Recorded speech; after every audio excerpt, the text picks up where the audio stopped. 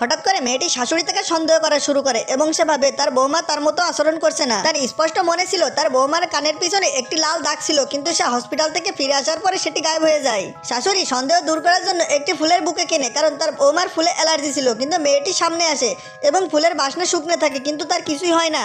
ঠিক তখনই তার হাজবেন্ড সামনে আসে এবং বলে তোমার তো ফুলে অ্যালার্জি। মেয়েটি তখন বলে আমি ফুলটি ঠিকভাবে শুকিনি। এরপর তার শাশুড়ির সন্দেহ আরো বেড়ে যায়। এরপর সে সন্দেহ দূর করার জন্য আরো একটি পরীক্ষা করে। ছোট বাচ্চাটির একটি চুল নেয় এবং মেয়েটির একটি চুল নেয় এবং সেটি ডিএনএ টেস্ট করার জন্য হসপিটালে পাঠিয়ে দেয়। কিন্তু ডিএনএ টেস্ট আসতে 2 দিন সময় লাগবে, এজন্য সে চুপচাপ থাকে, কেউ যেন বুঝতে না পারে। এরপর সে বাড়িতে ফিরে দেখে মেয়েটি ছোট বাচ্চাদের কাপড় এবং বড়দের কাপড় একসাথে ধুতে দিয়েছে, কিন্তু আসল বৌমা এসব দেখে অনেক সজাগ থাকতো। মেয়েটি তখন মিথ্যা বলে এবং বলে তার হাজবেন্ড কাপড়গুলো ধুয়েছিল, সে শুধুমাত্র শুকাতে দিচ্ছে। তার শাশুড়ির সন্দেহ তখন আরো ক্লিয়ার হয়ে যায়, কারণ তার ছেলে অনেক সকালে বাড়ি থেকে বেরিয়ে গেছে।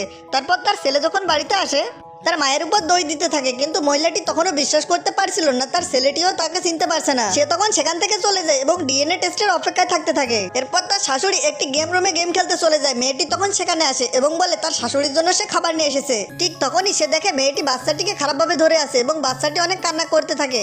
এরপর কোনো কারণ না জানে মেয়েটি বাচ্চাটিকে খাবার খাওয়াতে থাকে, কারণ বাচ্চাটি তখন অভুক্ত ছিল না, অন্য কারণে কাঁদছিল। তার সন্দেহ আরো বেড়ে যায়। তো বন্ধুরা, পার্ট 2 পেতে চাইলে চ্যানেলটি সাবস্ক্রাইব করে কমেন্ট বক্সে কমেন্ট করো।